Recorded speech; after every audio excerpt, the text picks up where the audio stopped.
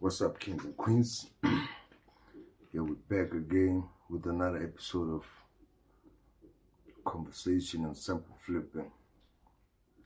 This time we're just going to be having a conversation. When Mogane was testifying, we're going to concentrate on Mogane's evidence, how it matches up with Mrs. Mogola, right? When he was testifying, he testified that he arrested Ntanzi with his girlfriend, right? Who they find all together with the guy. So from there, it can only mean one thing. It can only mean they either took the key with them and then let Ntanzi have it back into his pocket so that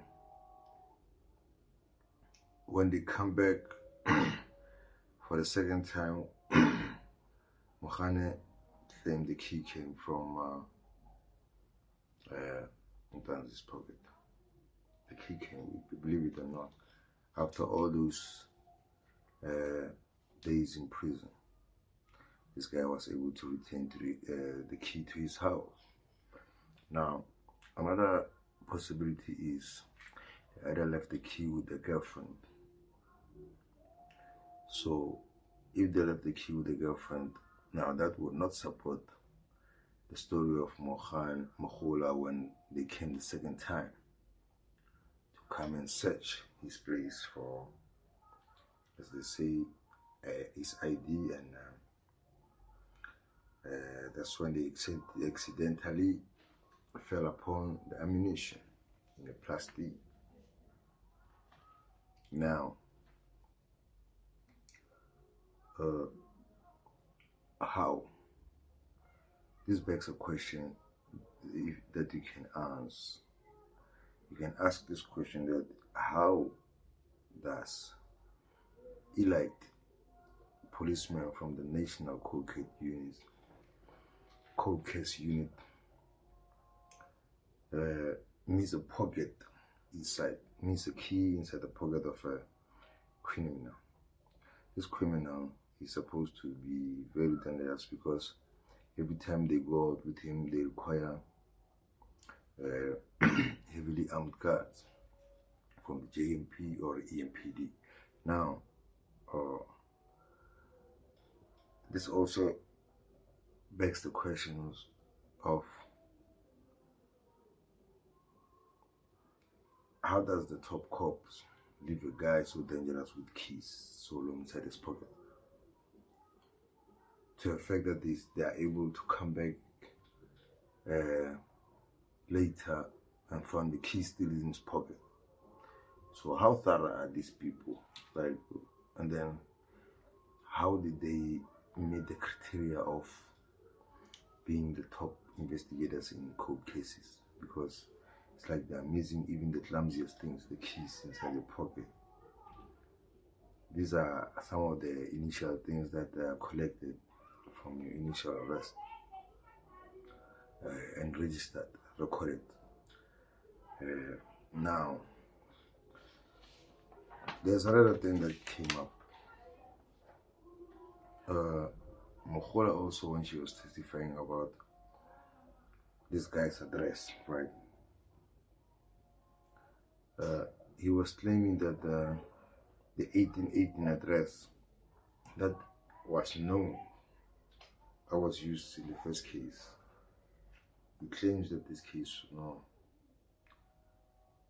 it was a wrong number, which meant only one thing, that this guy was trying to elude them. He was not being honest with the court. This can only put a bad name on the accused, because if the court thinks you are trying to run away, it doesn't become easy for you to apply for bail and things like that. Now,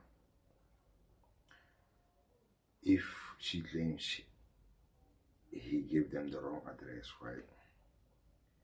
How did they locate him at first? Okay, according to Mr. Mogane, he's saying they use the informers, to locate him. Now, how did the entry lives with his uncle come about in the docket with the right address? How did that come about? Because Mr. Mogane usually put it to her that I read that entry there, my lady, and she read it, and it said the same. It confirmed that this guy had confirmed that he lived with his uncle. Now,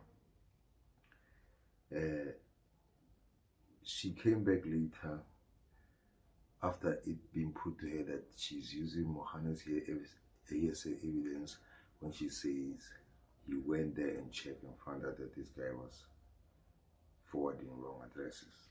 Now,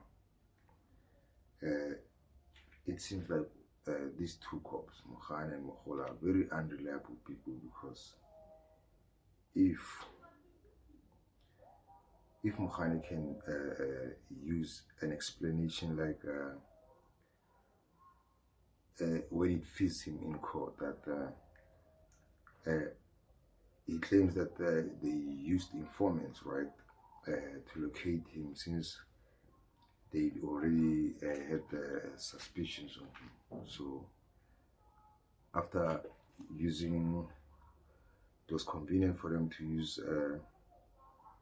spies to find his address, right?